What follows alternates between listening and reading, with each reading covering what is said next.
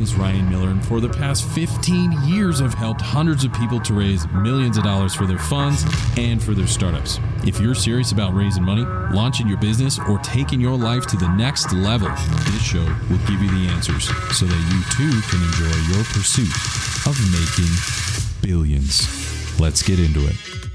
If you need to raise capital for your investment fund or startup, then you're going to want to listen to this next episode. Join Paula Phelan and I as we talk about how to raise more capital in less time by simply combining AI with PR, resulting in very enthused investors looking to give you capital for your next investment. Here we go. Hey, welcome to another episode of Making Billions. I'm your host, Ryan Miller, and today I have my dear friend, Paula Phelan. Paula has helped to shepherd over 140 companies in exits and 20 IPOs throughout her career and has a long background in VC funding as well. She's now the chief operating officer of an AI-driven PR platform called Intelligent Relations, where she brings her breadth of tech experience and expertise to helping people like you and I to develop effective messaging and powerful reputations in our field. So what this means is that Paula is the person you call when you're ready to take your reputation and relationships to the next level in your career. So Paula, welcome to the show. Ryan, thank you so much for having me here. It's such a pleasure and an honor to participate. You just have such engaging content and such wonderful people on the show that it's a real pleasure to be here. Well, it's certainly an honor to have you. And yes, we've had wonderful guests come before you, and you are certainly numbered among them. So it is truly my honor to be there. So thank you. You're very kind. We've talked offline and I've gotten to know you a little bit. I'd love our fans to know just where did it begin for you and how did you get started in this industry? My background is in software development, software engineering. Technology and software is everywhere. And my background was specifically in operating systems. So everyone uses an operating system, wherever it is. And it gave me the opportunity to work with a lot of vertical markets, specifically in telecommunications and government and financial. So over the years, I was able to work with really large companies like IBM and was so fortunate to be at the birthplace of the computing industry as we know it now. I was able to do work at MIT and Harvard. I moved to California and I happened to hit Silicon Valley right as it was all taking off, just after the semiconductor phase of National and Fairchild. And it was all software. It was Software City. And we kind of built the Silicon Valley that exists now. And it's evolving. It's always evolving. And that's exciting too. So I have been through a lot of, as you mentioned, a lot of acquisitions and IPOs. And one of my early on IPOs was my last company was Veritas Software. I had the good fortune of being there during that process. I was one of the very early employees. And after we had made that success, it was, what's next? Where do we go from here? Where do I go from here? And suddenly people were calling me saying, can you help with this? Can you help me get my company up and running and going? And I stopped and I thought, how can I take this knowledge, this experience I've had and share it with as many people as possible while at the same time addressing a real problem? And one of the problems I had every time I'd be with a company and we would be launching a new technology, and my technologies were very more infrastructure oriented. They weren't the things most people see. And I thought, I really need to help the people in marketing. Yes, I'm a geek, I'm an engineer, but the marketing people never could understand what it was we were talking about. They never could explain it in real English. They couldn't bring forward the benefit statements and the value proposition. So I said, this is where I can help. This is where I can make a big difference and reach a lot of different companies, vertical markets, industries. And that's when I started Paula Phelan, which was aimed at being able to really help individuals upscale their companies, take that great vision they might have and be able to turn it into something customers wanted and that people could understand. So I did that for almost 30 years. It would be 30 years this year, and really focused on educating my staff, educating people to understand the ins and outs of the technology, and more important, what was the benefit it was bringing to customers? How was it solving problems? And that was one of the things I looked for. And the reason we had so many successes is somebody would come to me and say, okay, I want you to represent us. And I would go, okay, do you have a vision? Do you have a way to actually reach an exit? Exits, if you're doing this, and especially if you're taking other people's money, you better have a way to be able to give it back to them. It's not just because they like you. So I always needed to make sure that it had several things in place in order to be successful. And those are part of my, as I know, you do cheat codes. Those are part of my cheat codes for you right now, to be able to see the pieces, make sure they had what could make them successful. And that's where our cadre of clients came from, because I was able to handpick individuals that I knew would win. And they did over and over again. Yeah, that's a big part of leadership. And so you started all that, your huge exits, expertise, companies you've built, done everything in software, and definitely in the right place at the right time in Silicon Valley, that's for sure. How did that translate into building the PR firm and the company you're at today? About 10 years ago, I recognized that PR and marketing really needed a shot in the arm from technology. I mean, we had tools, we had databases, basic things, but ML was really coming along, machine language was coming along, and it was like, I had very structured workflows as an engineer to make things as effective as possible, but I could see so much more. And so I started looking at and building an AI-based PR solution. And as I was working on it, within the first 3 months, I came across a friend of mine who had also had the same idea about 2.5 years ahead of me. They said, why don't you come see what we're doing? And that's intelligent relations. So I've joined very recently in the last 4 or 5 months, and it's just been incredible. I have completely been able to geek out, because in my world, it would take you 2.5 years to just the basics of really understanding what you're doing, who the right people are, how to communicate it, to really be able to synthesize positioning and messaging and branding, all of those things. What this tool is able to do, we're monitoring articles. We have 40 million articles growing every day. Anytime a new article comes out, we're synthesizing it. We have data lakes. We're involved in truly understanding the journalists who wrote those articles. What were they saying? What was their sentiment? How do they feel about things? Where are they putting most of their attention? All of that. So we are doing recursive learning on the journalists in a nice way. Recursive learning so that we truly understand who they are. So we're not presenting them materials they don't care about, which is what happens 90% of what most journalists get. They couldn't care less. It's just somebody's pitching them something that is not relevant to them. So then we also have hundreds of thousands of journalists in our database that we are tracking. We're always knowing when we're reaching out to them. We have a feel for how they feel about our clients as well as the future clients we will have. So when somebody comes on, we're doing recursive learning about our clients every time we send out an email on their behalf. It learns about that. We can put in all of the information they have on their website, and we have a real understanding of what that product is, what it does, and we can be able to marry up that with the right journalist at the right time. And that sounds easy. I have some, I've had startup CEOs go, I don't understand. I could just pick up the journalist and call them. What's the problem? Yes, you can. But at the end of the day, there is a process. There is a process to fulfill that professionals know. I think you said it, the thing of if you want to be seen as a professional, work with professionals, right? So this is where this is the difference. Yes, you can get a one-off here and a one-off there. Absolutely wonderful pieces. But to have a consistent drumbeat, to be able to be out there and actually be seen and known by your customers, by your partners, by the journalists, it takes time and it takes a process. And we have been able to speed up that process using AI. I love that. And, as it relates to investment fund managers, investment bankers, or heck, just being a professional in your career and growing that, a lot of things, if you follow the show and you understand my doctrine and you follow me in any way, you're probably the two most valuable assets in your possession are abundantly clear, because I say it over and over. The two most valuable assets in your possession are your reputation and your relationships. Guess what you invest in to improve your reputation and relationships? You invest in PR. That's what I'm saying.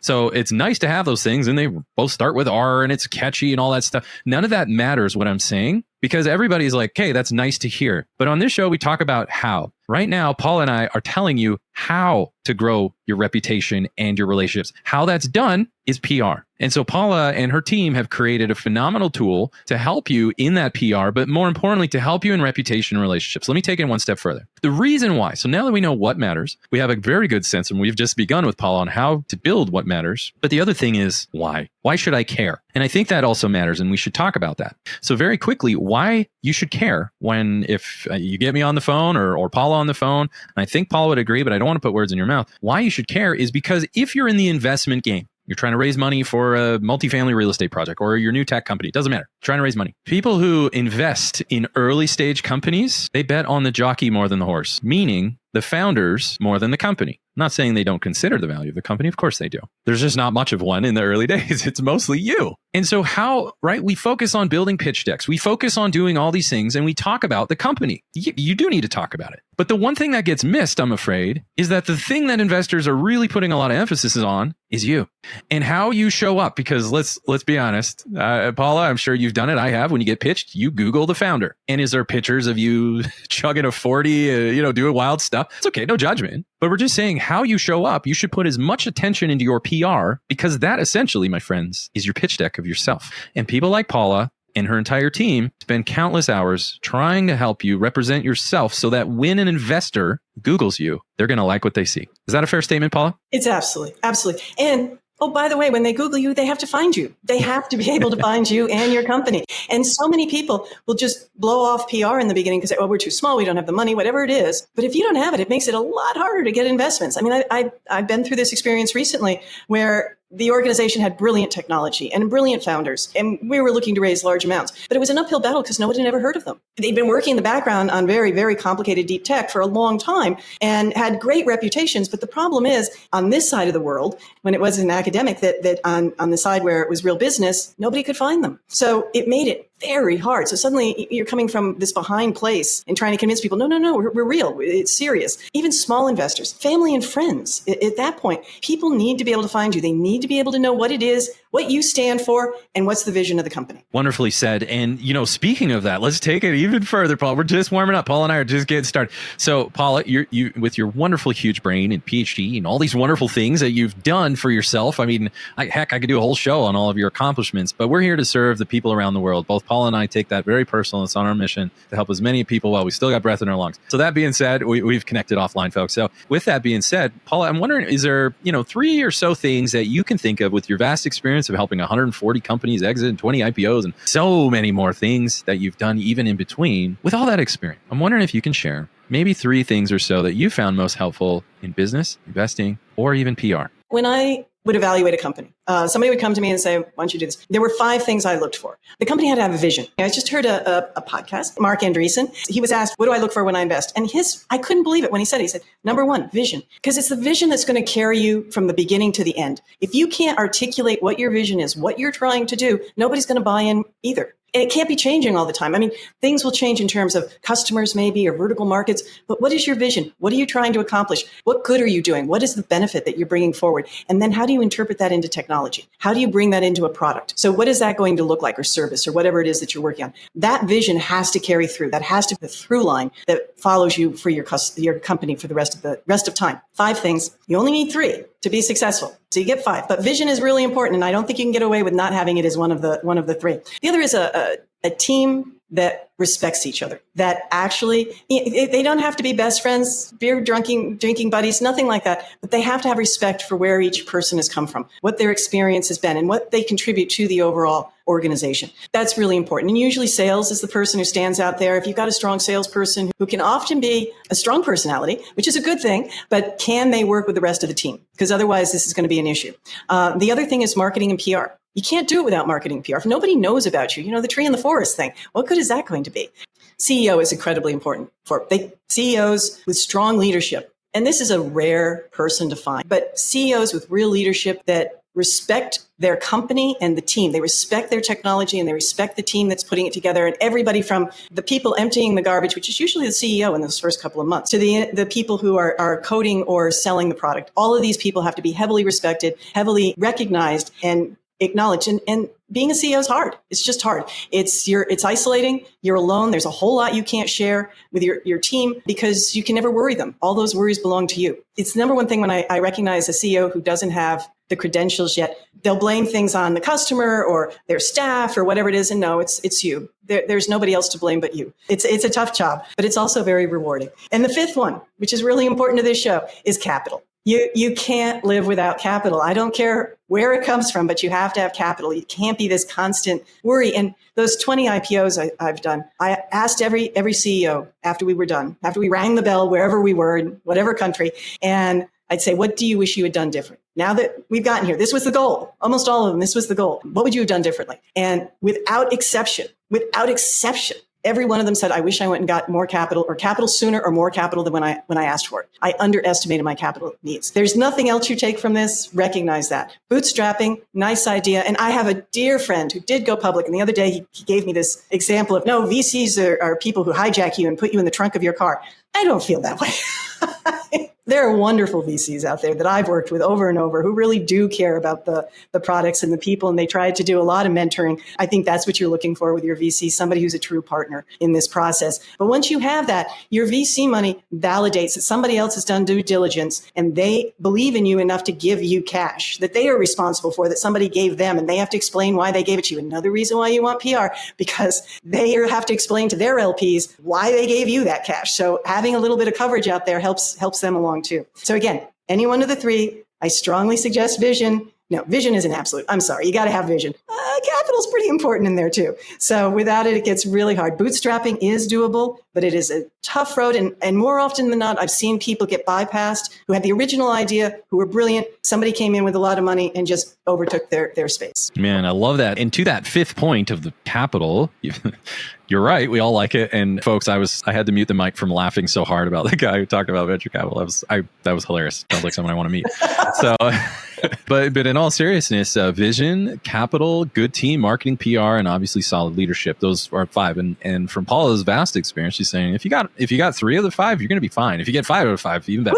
Let's go. Yeah, exactly. Yeah, you're You're going unicorn. Yeah, rockstar. So that is not only how to pick successful companies, but also if you're the entrepreneur or fund manager, arguably, that's also how to build a successful company. Is this formula that Paul has just shared with us today? So thank you for that. And the last thing, and it goes back into, and you mentioned capital. Well, that goes back to my earlier comment, which is when you're raising capital, you are part of the product they are investing in. And that goes back to what we're here to talk about, which is PR, but not just PR. We're talking about how PR helps you to raise capital, how PR helps you to build a successful company. It really smooths out the capital raising, the business running process. Is just people know who you are and what you stand for. Now, you've mentioned a comment before that I've said in the past, which is if you want to be seen as a professional, work with them. Work with professionals in order to be seen as one.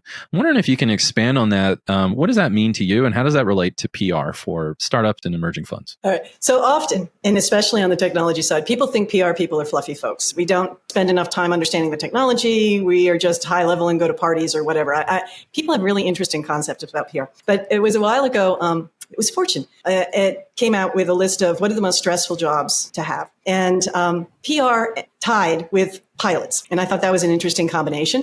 But the reason is PR people are in this really challenging position where we can't control the subject matter or any of the content or how people even want to present it or present it beyond us. And we don't have control over the journalists. We don't have control over the other side. They have real needs too. They're human beings with real vision of their own and direction and such. And so we are in this place of making things happen without having any control over either end of the spectrum. And so that's where the professionalism comes in. How do we bring those two pieces together based on our knowledge, our experience? Not that I've ever used my degree in psychology this way, but it definitely is a piece of helping a good PR professional can read between the lines when a CEO is incredibly passionate, and the best are just crazy passionate, and read between the lines of what it is they're saying and be able to translate that into what a journalist would actually want to write about. And then help the journalists be able to get it to a place where the readers want, or the viewers or the podcast listeners want to hear it. There is a science here. There is a alchemy that takes place of going from one side to the other. And that's where the professionalism comes in.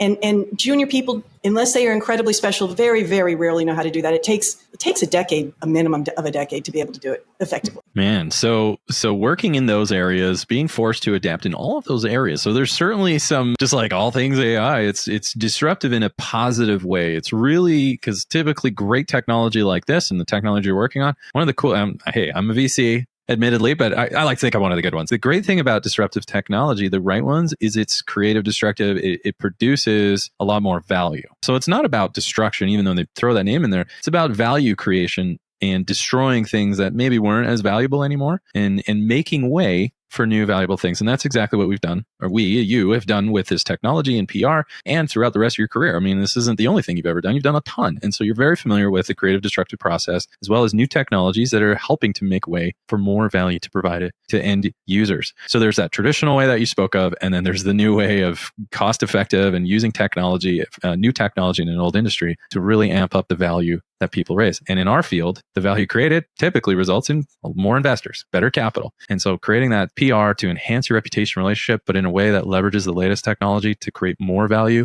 improvements, better reach, improved velocity. I mean, I could keep going on all this stuff that we're getting into today. But at the end of the day, to Paula's point, not only do you have to have a good reputation relationship, but it has to be seen by people that are giving you capital, or maybe they are thinking about joining your company and quitting their job and joining yours. Whatever it is, making sure you have good reputation, good relationships, great PR that is visible is absolutely key. So in other words, work with professionals to be seen as one. So I'm curious, if you got one more in the tank, I'd love to hear, what's your opinion on making offers and just sending that message, that offer, and communicating that in PR? How does that relate in your world? And why should an emerging fund manager or an entrepreneur or anyone in between, why should they care about messaging as it relates to this field? It's so funny. I write sticky notes to myself all over my office space. And I came across one the other day that said, it doesn't matter how good your product is. If your messaging sucks, that's what you've got. You've got a sucky product, which isn't true. But if people can't understand what it is you do through your messaging, it just doesn't matter. You know, the best you can do is word of mouth, and this person tried it and they liked it. But it's all about the messaging. It's, and a lot of people call that brand as well, but it's how well are you articulating what it is you do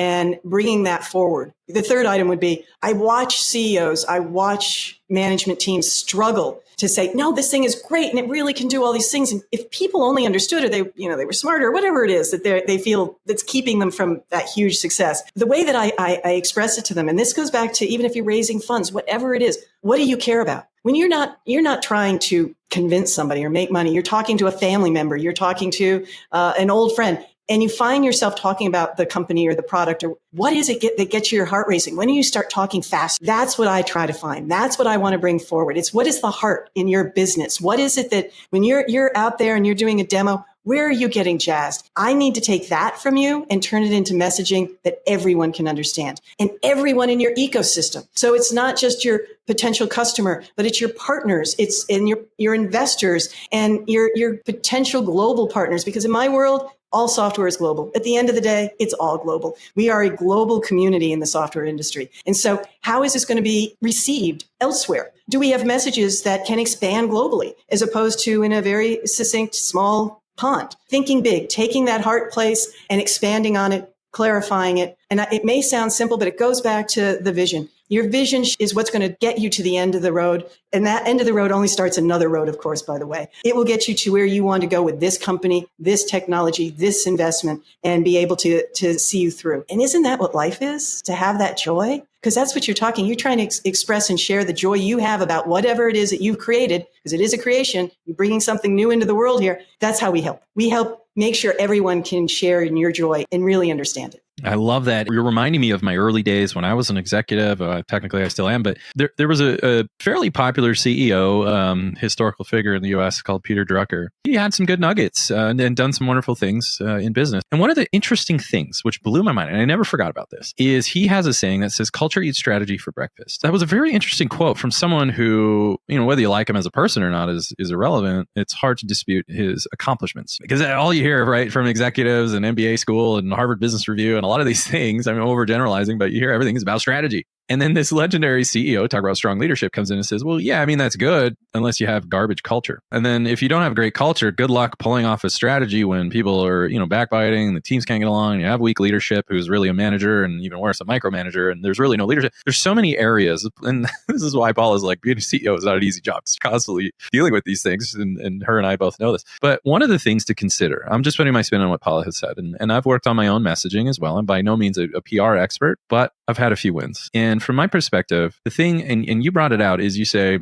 when the part of your offer that excites you, this is where you begin your messaging. This is where you begin to actually put your flag in the ground and say, this is what we're all about. And so what I think Paula is saying is start with the heart and work your way outward. And a great CEO, I would argue, and there's many dimensions to greatness, but I would say, in my opinion, when I look at a CEO, they're very good at building cultures. And so think about in the company culture, and whether you have one or you want to have a company in the future, or you're an investment fund, it doesn't matter. Think about all the dimensions. What is it if you're stuck and saying, well, what are some stories of the heart I could talk about to an investor? Well, think about this. What are in your product, your culture, your vision, your team, or even your customers? There's a lot of success stories. Stories of the heart. If you can help cultivate those, then Paula and her team, or whoever you use, if you're really vested in building your reputation relationships in a way that helps you to attract more capital and have money deals come to you, start with the heart and work your way out. I think that is brilliant advice, Paula. Thank you for sharing that. So as we wrap things up, is there anything else you would like to share with our fans? Anything at all?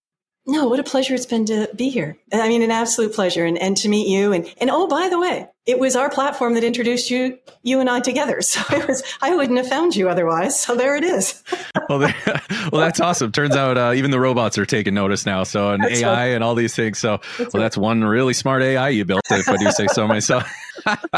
Well, but in all seriousness, thank you. It's really been an honor. And just to wrap things up on everything that Paula and I talked about, learn the 5 criteria to create and pick successful corporations. She went through those. If you need to rewind it, go ahead and do it. But please follow those 5 things. And at very minimum, your first milestone is at least get 3 of those in the bag, and then work your way back into the other 2, solve for X. The second thing that Paula shared with us as far as building reputation relationships and using PR is work with professionals to be seen as one. That is important. So who you choose to work with matters a lot. And then finally, consider the parts of your offer that excite you and where you speak of often That's probably the place to start. And what Paula and I would argue put together is start with what lights your heart up. What are stories of the heart? If you're a CEO, or even if you're an entry-level analyst or whoever you are, you would be able to create a ton of value in your company. And dare I say, even improve the culture if that's a place where you work, is start with stories of the heart. You do these things and you too will be well on your way in your pursuit of making billions.